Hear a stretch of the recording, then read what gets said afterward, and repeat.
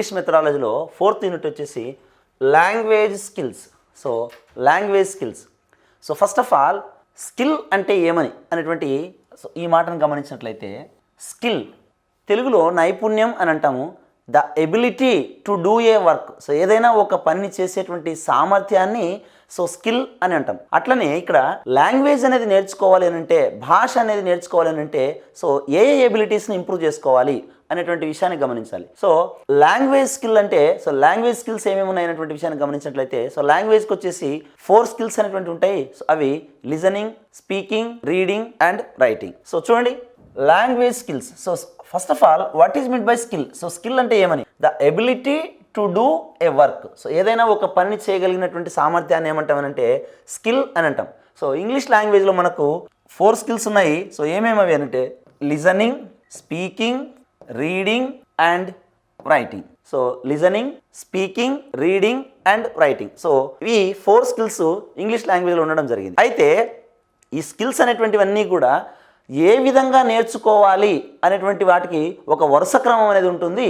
So ఏ విధంగా నేర్చుకోవాలి అని అంటే, సో ఫస్ట్ ఆఫ్ ఆల్ ముందు లిజనింగ్ నేర్చుకోవాలి, ఆ తర్వాత స్పీకింగ్ నేర్చుకోవాలి, ఆ తర్వాత రీడింగ్ నేర్చుకోవాలి, ఆ తర్వాత రైటింగ్ నేర్చుకోవాలి. సో ఇట్లా ముందు లిజనింగ్ తర్వాత స్పీకింగ్, స్పీకింగ్ తర్వాత రీడింగ్, రీడింగ్ తర్వాత రైటింగ్. సో దీన్ని మనము LSRW సీక్వెన్స్ అని అంటాం. మళ్ళీ ఈ LSRW సీక్వెన్స్ అనేటువంటిది సో ఎవరు డిజైన్ చేశారు, సో ఎవరు తీసుకొచ్చారు, ఎవరు పెట్టారు దీన్ని అంటే HE Palmer. So HE Palmer, Harold E Palmer, Harold E Palmer.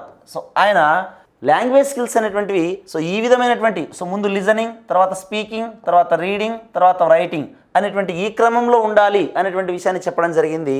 So ఆ విధంగా లాంగ్వేజ్ స్కిల్స్ని నేర్చుకోవడాన్ని ఏమంటామంటే natural order of language learning.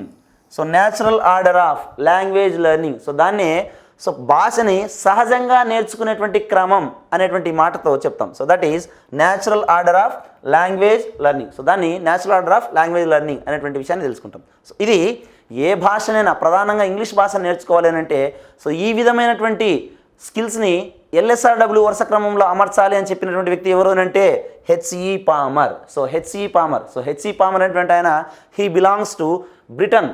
So బ్రిటన్కి సంబంధించినటువంటి లింగ్విస్టు ఏం చెప్పాడనంటే, లాంగ్వేజ్కి సంబంధించి ఇంగ్లీష్ లాంగ్వేజ్ నేర్చుకోవాలి అని అంటే, so first of all English లాంగ్వేజ్ని ముందు లిజనింగ్ నేర్చుకోవాలి, తర్వాత స్పీకింగ్ నేర్చుకోవాలి, తర్వాత రీడింగ్ నేర్చుకోవాలి, ఆ తర్వాత రైటింగ్ అనేటువంటిది నేర్చుకోవాలి అనేటువంటి విషయాన్ని చెప్పడం జరిగింది. సో దాన్ని ఏమంటామనంటే natural order of language learning. So భాషను నేర్చుకునే సహజమైనటువంటి పద్ధతి. సో భాషను నేర్చుకునేటువంటి సహజమైన పద్ధతి ఏదేనంటే LSRW. So listening, speaking, reading and writing.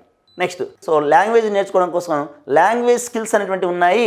So ఆ లాంగ్వేజ్ స్కిల్స్ ఏమైనటువంటి తెలుసుకునే కంటే ముందు ఫస్ట్ ఆఫ్ ఆల్ ఈ లాంగ్వేజ్ స్కిల్స్ అనేటువంటి ఈ చాప్టర్లో మనము ఏం తెలుసుకోబోతున్నాం అనేటువంటి విషయాలను తెలుసుకుందాము. సో ఫస్ట్ వచ్చేసి మనకు DSC సిలబస్ ప్రకారం ఏమి ఇచ్చాడనంటే, ఫస్ట్ వచ్చేసి ఈ listening, speaking, reading and writing. So ఈ స్కిల్స్ అన్నీ ఇవ్వడం జరిగింది. ఈ స్కిల్స్తో పాటు సో Part 2 కింద కమ్యూనికేటివ్ స్కిల్స్ అనేటువంటి మాట కూడా ఇవ్వడం జరిగింది. Communicative skills. సో ఇవి రెండు నేర్చుకుంటేనే LSRW. సో లిజనింగ్ నేర్చుకోవాలి, స్పీకింగ్ నేర్చుకోవాలి, రీడింగ్ నేర్చుకోవాలి, రైటింగ్ నేర్చుకోవాలి. సో వాటన్నిటిని నేర్చుకోవడంతో పాటు కమ్యూనికేటివ్ స్కిల్స్ అనేటువంటిది నేర్చుకున్న తర్వాతనే సో ఈ చాప్టర్ అనేటువంటిది పూర్తవుతుంది. సో DSC సిలబస్ ప్రకారం ఆ విధంగా ఉంది. రైట్. సో మనకున్నటువంటి ఈ LSRW, so listening, speaking, reading and writing అనేటువంటివి ఏవైతే ఉన్నాయో వాటిని ఏ విధంగా క్లాసిఫై చేశారంటే, సో ఫస్ట్ ఆఫ్ ఆల్ చూడండి, వీటిని 2 రకాలుగా క్లాసిఫై చేయడం జరిగింది. ఫస్ట్ వచ్చేసి Type 1 క్లాసిఫికేషన్. సో ఈ Type 1 క్లాసిఫికేషన్లో లిజనింగ్ అండ్ స్పీకింగ్ ఒక సైడ్, తర్వాత రీడింగ్ అండ్ రైటింగ్ ఇంకొక సైడ్ తీసుకురావడం జరిగింది. సో లిజనింగ్ అండ్ స్పీకింగ్ ఒక సైడు, రీడింగ్ అండ్ రైటింగ్ని ఇంకొక సైడ్ తీసుకురావడం జరిగింది. Right. So listening and speaking అనేటువంటివి ఒక సైడ్ ఉంచి వాటికి ఆ రెండింటినీ కలిపి సో ఏ పేర్లతో పిలవచ్చు అనేటువంటి విషయాన్ని గమనించాలి. సో రీడింగ్ అండ్ రైటింగ్ అనేటువంటిది ఒక సైడ్ ఉంచేసి వాటిని ఏ పేర్లతో పిలిచారు అనేటువంటి విషయాన్ని గమనించాలి. సో చూడండి, లిజనింగ్ అండ్ స్పీకింగ్ అనేటువంటిది ఏవైతే ఉన్నాయో వీటిని ఆడియో లింగ్వల్ స్కిల్స్ ఏమంటారు? ఆడియో లింగ్వల్ స్కిల్స్ అని అంటారు, లేదా aural oral skills. So audio lingual skills లేదా ఆరల్ ఓరల్ స్కిల్స్ అనేటువంటి పేరుతో పిలుస్తారు. Why these skills are called as audio. So audio అని ఎందుకంటారు? సో ఆడియో అంటే ఏమని? ఆడియో అంటే వినడం అని అర్థం. So that is nothing but listening. So ఈ విధంగా కూడా క్వశ్చన్స్ వస్తాయి.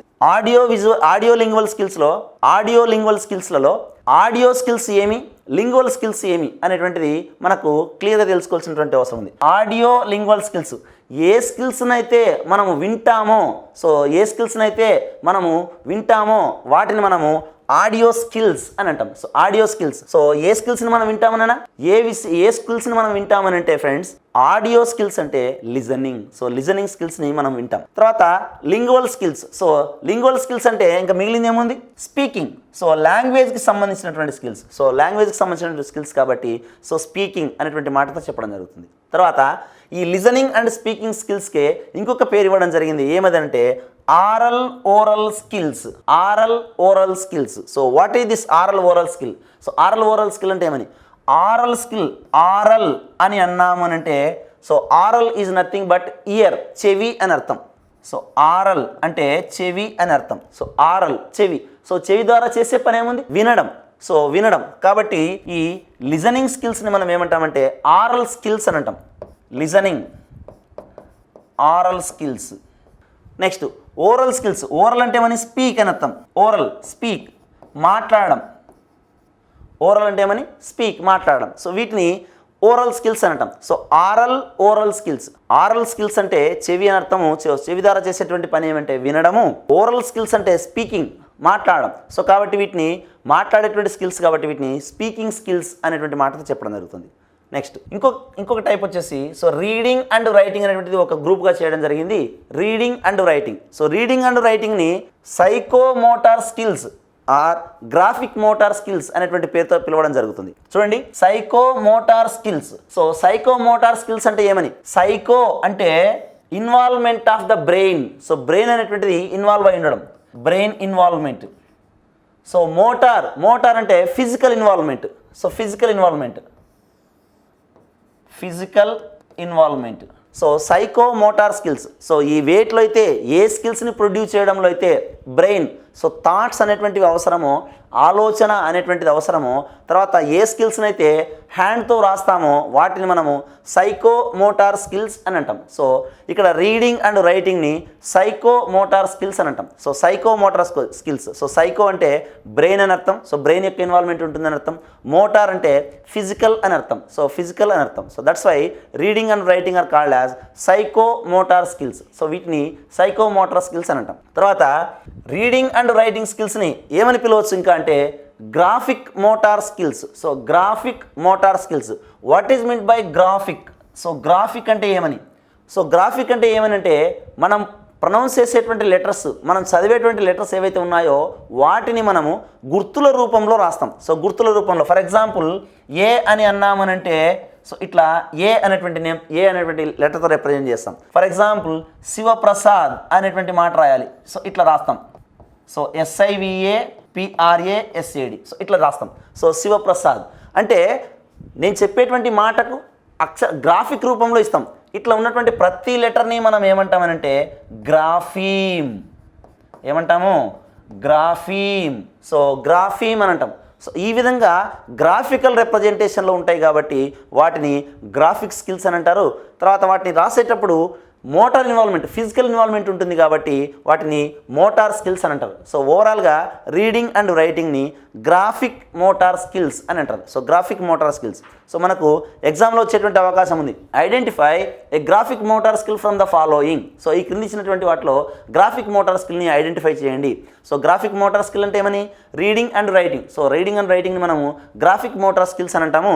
అట్లా కాకుండా ప్రత్యేకంగా గ్రాఫిక్ స్కిల్ని ఐడెంటిఫై చేయమని ప్రత్యేకంగా అడిగినాడంటే మాత్రము so graphic is nothing but grapheme అని అర్థము. సో గ్రాఫీమ్ అంటే వ్రాయడం అని అర్థము. సో దానికి అప్పుడు ప్రత్యేకంగా రైటింగ్ స్కిల్కి సంబంధించి రాయాల్సినటువంటి అవసరం ఉంటుంది.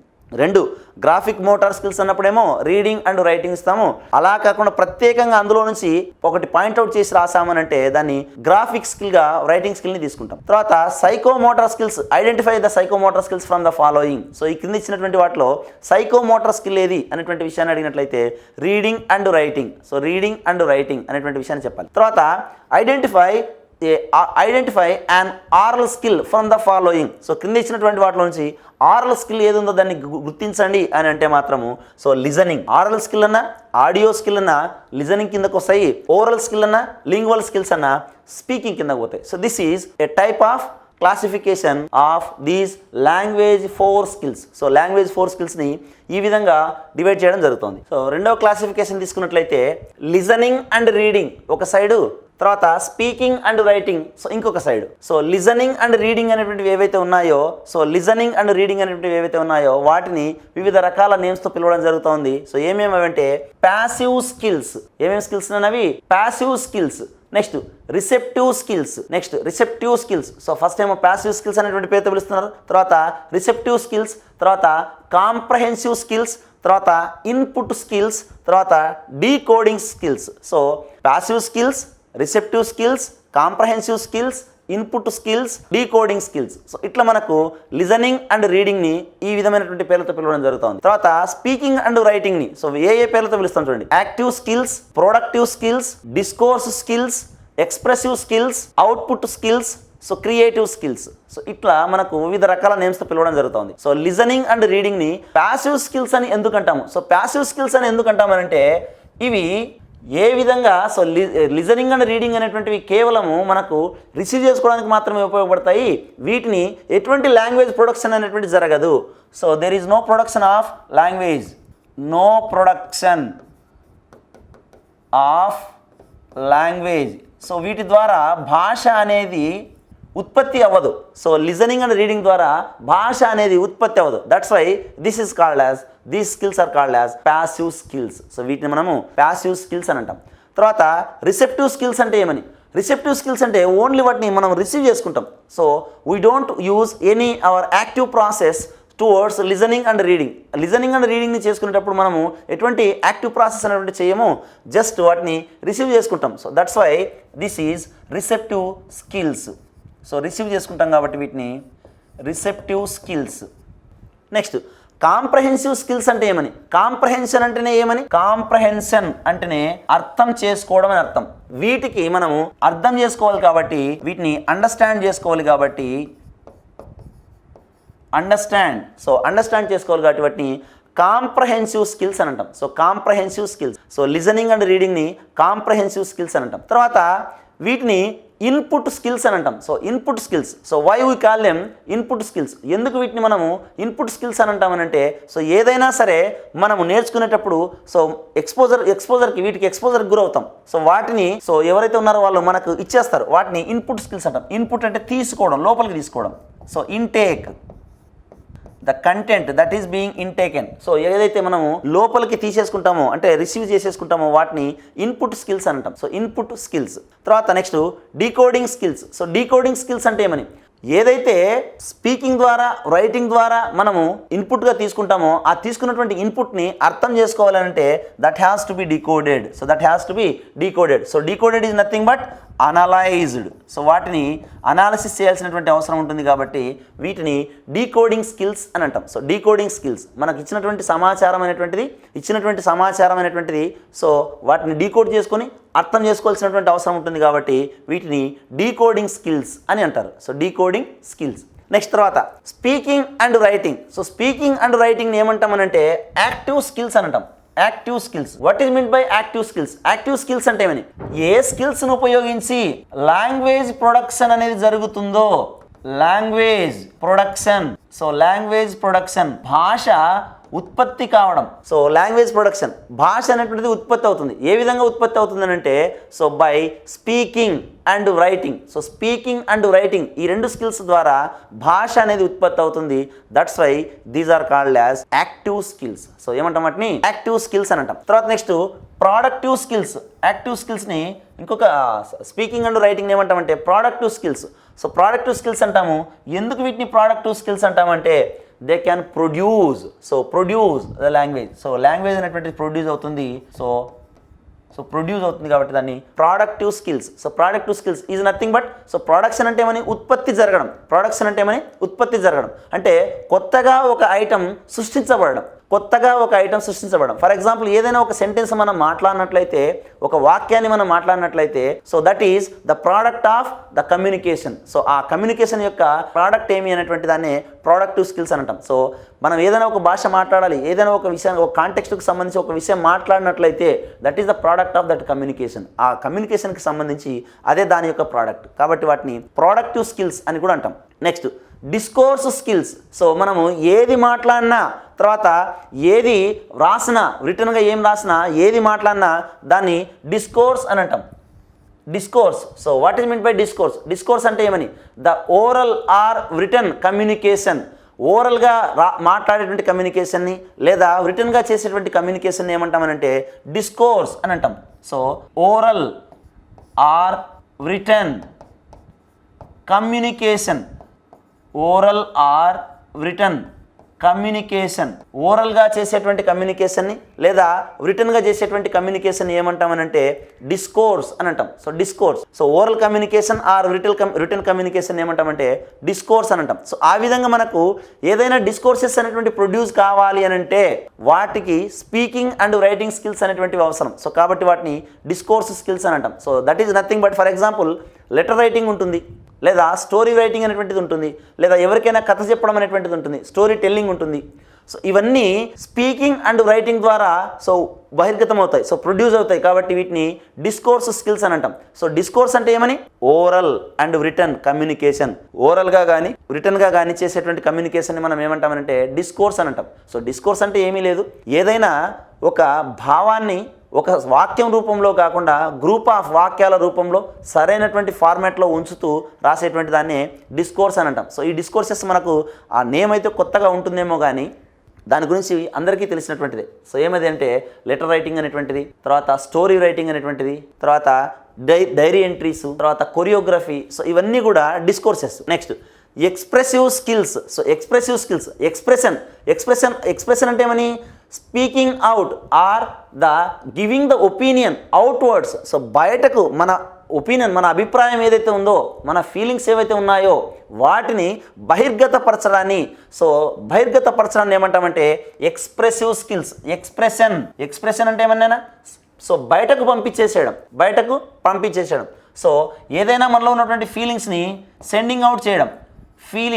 సో ఫీలింగ్స్ ఏవైతే ఉన్నాయో వాటిని సెండ్ అవుట్ చేయడం, సో బయటకు పంపించేసడాన్ని ఏమని అంటామంటే ఎక్స్ప్రెసివ్ స్కిల్స్ అని అంటాం. సో బయటకు పంపించాలి అని అంటే ఏమని అర్థము? ఏం కావాలి? స్పీకింగ్ స్కిల్స్ కావాలి. బయటకు పంపించాలంటే ఏమని? సో రిటర్న్గా రైటింగ్ స్కిల్ అనేటువంటిది కావాలి. సో ఈ విధంగా స్పీకింగ్ అండ్ రైటింగ్ అనేటువంటి దాన్ని ఎక్స్ప్రెసివ్ స్కిల్స్ అని అంటాం. సో ఎక్స్ప్రెసివ్ స్కిల్స్ అని ఎందుకు అంటామనంటే మన ఫీలింగ్స్, మన డిజైర్స్, మన అంబిషన్స్ ఏవైతే ఉంటాయో they have to be sent out. వాటిని బయటకు పంపించాలి. సో ఆ బయటకు పంపిస్తాం కాబట్టి వాటిని ఎక్స్ప్రెసివ్ స్కిల్స్ అని అంటాం. Next output skills. So output skills అంటే ఏమని? ఎవరితోనైనా మనం మాట్లాడేటప్పుడు మన లోపల ఉన్నటువంటి భావాలు ఏవైతే ఉన్నాయో they have to be output. So out అంటే ఏమని? బయటకు, పుట్ అంటే ఏమని? ఉంచడం. సో అవుట్పుట్ బయటకు. సో మన మనసులో ఉన్నటువంటి విషయాలను బహిర్గతపరచడాన్ని మనం ఏమంటామంటే అవుట్పుట్ అని అంటాం. సో ఆ అవుట్పుట్ అనేటువంటిది అయితే ఉంటుందో సో అవుట్పుట్ స్కిల్స్ని స్పీకింగ్ అండ్ రైటింగ్ అనేటువంటి మాటతో కూడా పిలుస్తాం. Next creative skills. So creative అంటే ఏమని? సో సృష్టించడం, కొత్తగా సృష్టించడం. సో క్రియేషన్ అంటే ఏమైనా? కొత్తగా సృష్టించడం. మన భావాలు ఏవైతే ఉన్నాయో ఆ భావాలకు అనుకూలంగా ఒక భాషను సృష్టించడాన్ని లేదా ఒక సెంటెన్స్ని సృష్టించడాన్ని ఏమంటామంటే క్రియేషన్ అని అంటాం. ఆ విధంగా ఒక సెంటెన్స్ని సృష్టించడం, లేదా ఆ విధంగా ఒక డిస్కోర్స్ని సృష్టించడం, లేదా ఆ విధంగా ఒక విధమైనటువంటి భావాన్ని ఎక్స్ప్రెస్ చేయడం. సో వీటన్నిటికీ మనకు స్పీకింగ్ అండ్ రైటింగ్ స్కిల్స్ అనేటువంటి అవసరము. That's why they are called as creative skills. So creative skills. Creation అంటే ఏమని? క్రియేటివ్ అంటే ఏమని? No repetition of the same sentence. So ఒకే సెంటెన్స్ రిపీటెడ్గా రాకపోవడాన్ని ఏమంటామనంటే క్రియేషన్ అని అంటాం. సో క్రియేటివ్ అని అంటాం. సో ఆ విధంగా క్రియేటివ్ అంటే ఏమని? కొత్తగా సృష్టించడం. ఆ కొత్తగా సృష్టించడం కోసము మనకు కావాల్సినది ఏమి? ఏ స్కిల్స్ కావాలి అని అంటే speaking and writing. So speaking and writing అనేటువంటిది అవసరము. కొత్తగా ఏదైనా సృష్టించాలి అని అంటే స్పీకింగ్ అండ్ రైటింగ్ అనేటువంటివి అవసరం. రైట్. సో ఈ విధంగా మనకు స్పీకింగ్ అండ్ రైటింగ్ స్కిల్స్ని వివిధ రకాల నేమ్స్తో పిలవడం జరుగుతుంది. చూడండి, లిజనింగ్ అండ్ రీడింగ్ అనేటువంటి దాన్నేమో passive skills, receptive skills, comprehensive skills, input skills, decoding skills అనేటువంటి మాటతో పిలుస్తాము.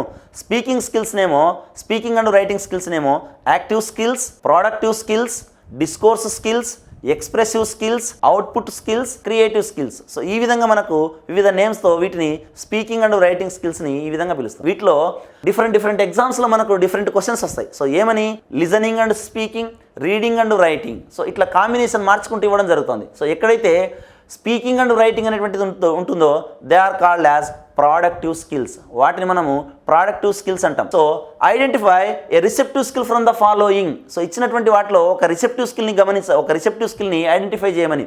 సో ఆప్షన్స్ వచ్చేసి listening, speaking, reading, all the above. So వీటిలో మనకు రీడింగ్ అనేటువంటిది పక్కన పెట్టేస్తున్నాడు. ఎందుకనంటే మనం అడుగుతున్నటువంటిది ఏమి రిసెప్టివ్ స్కిల్ కాబట్టి లిజనింగ్ కానీ రీడింగ్ కానీ ఏదో ఒకటి మాత్రమే తీసుకోవాలి. ఆ ఒకటి తీసుకునేటప్పుడు మనం ఏం చేస్తామంటే రీడింగ్ అనేటువంటి దాన్ని పక్కన ఉంచుతున్నాం. ఇప్పుడు తీసుకున్నటువంటి ఆప్షన్స్లలో listening, speaking, writing, all the above. So ఇట్లా మనకు ఆప్షన్స్ అనేటువంటి ఇవ్వడం జరుగుతుంది.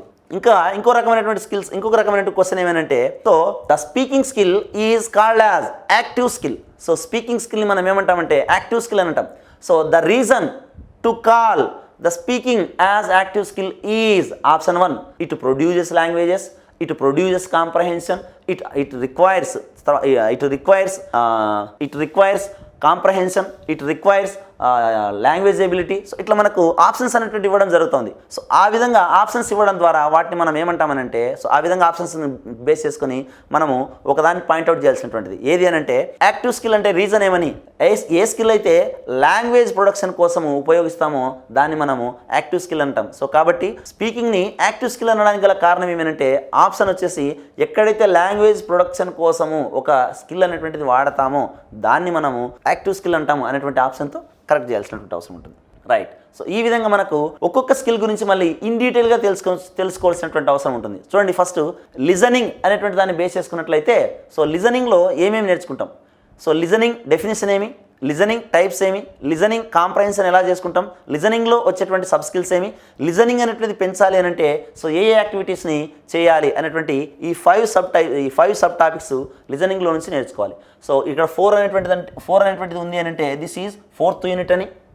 తర్వాత 4th యూనిట్లో ఫస్ట్ స్కిల్ వచ్చేసి లిజనింగ్ స్కిల్. సో లిజనింగ్కి సంబంధించి ఉంది అనేటువంటి విషయం అర్థం చేసుకోవాలి. ఇందులో ఉన్నటువంటి సబ్ టాపిక్స్ వచ్చేసి 5 సబ్ టాపిక్స్ ఉండడం జరుగుతుంది. Definition, types, comprehension, sub skill, activities. So ఇక్కడ మనకు లిజనింగ్కి సంబంధించి ఇవన్నీ ఉండడం జరుగుతుంది. సో ఫస్ట్ లిజనింగ్ అంటే సో ఈ లిజనింగ్కి ఉన్నటువంటి హిస్టరీ ఏమి చూడండి.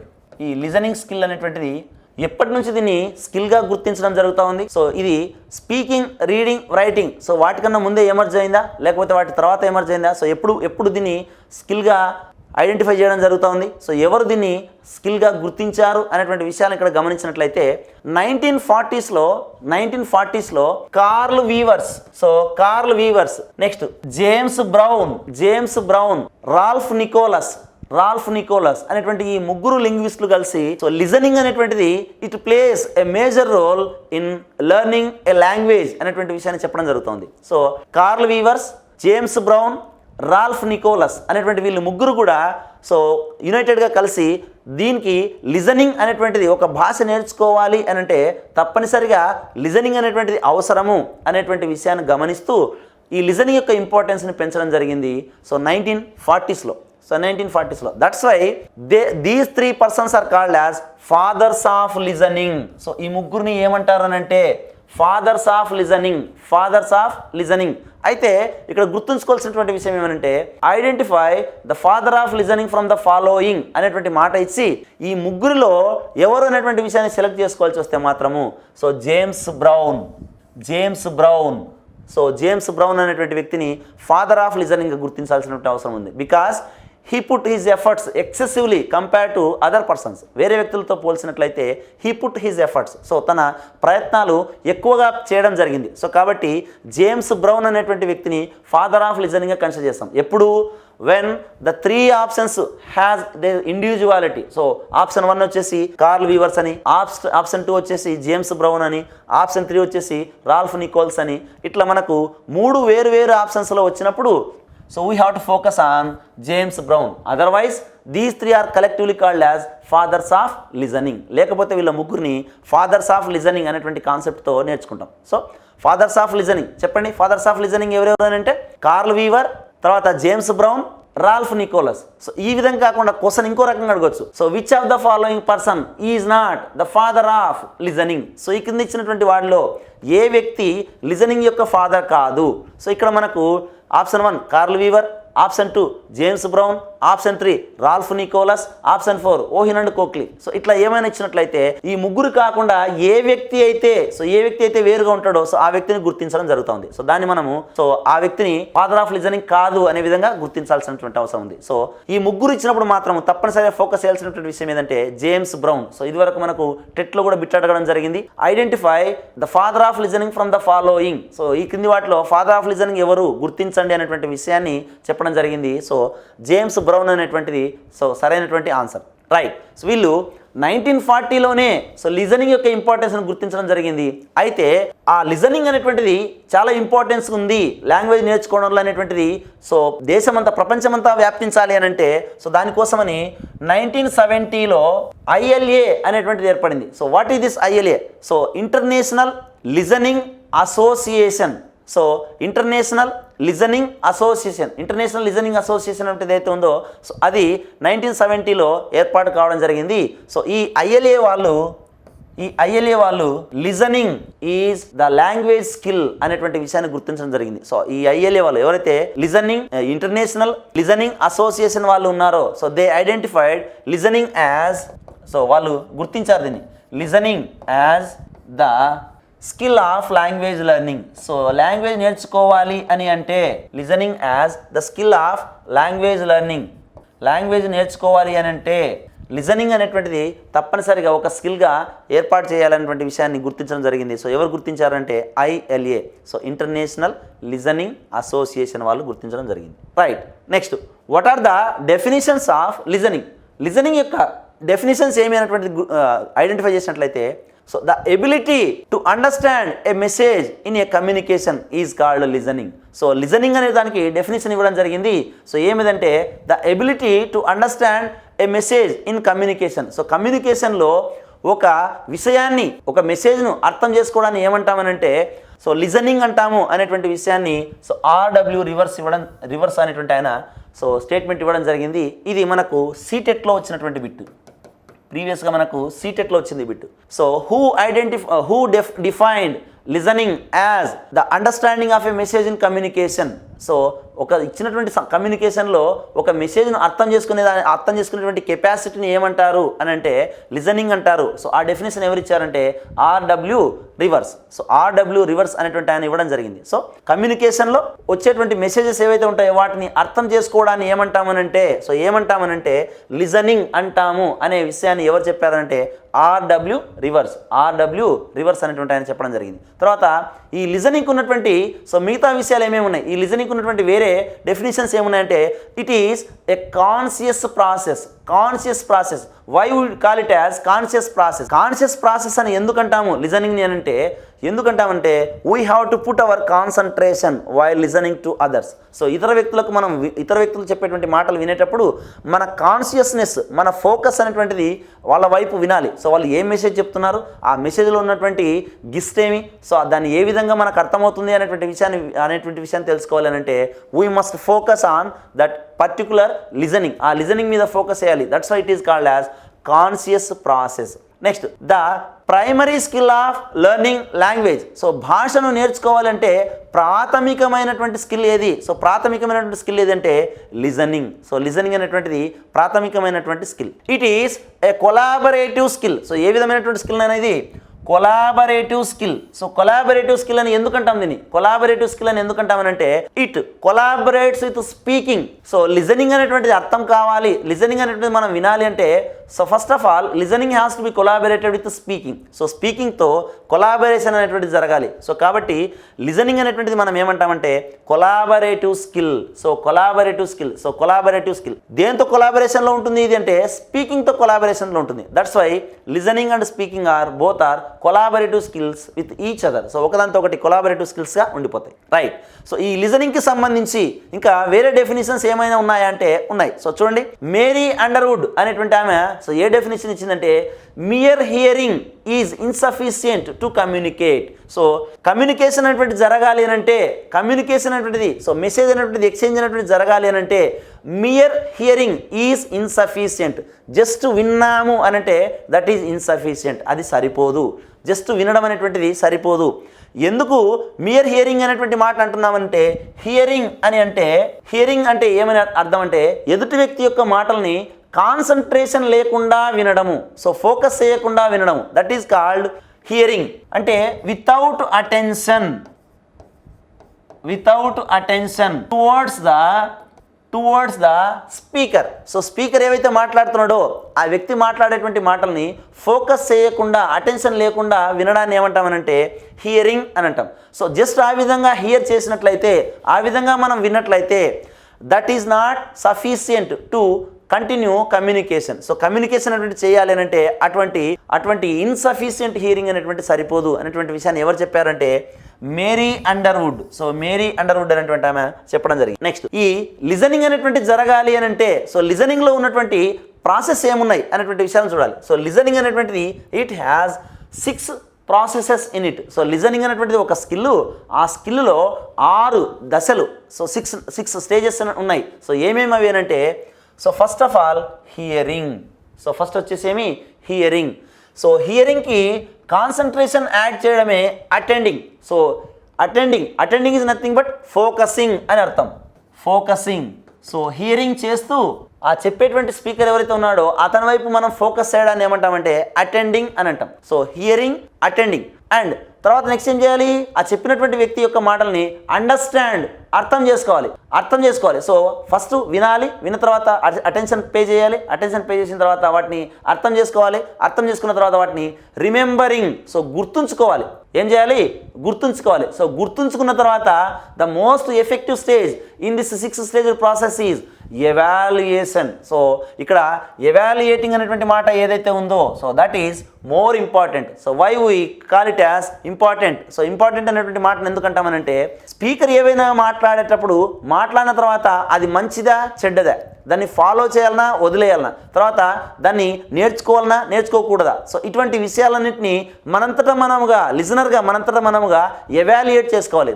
That's why it is called as evaluation is the most important step.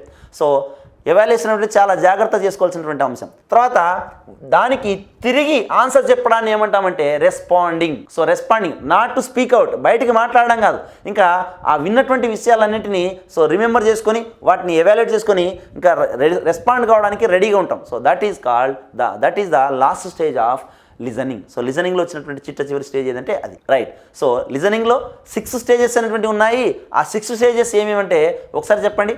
So hearing, attending, understanding, remembering, next evaluating and responding. So responding is the last stage of listening. So లిజనింగ్లో వచ్చేటువంటి last stage ఏది అంటే responding. So these are the 6 stages of listening. So లిజనింగ్లో వచ్చేటువంటి 6 stages ఇవి.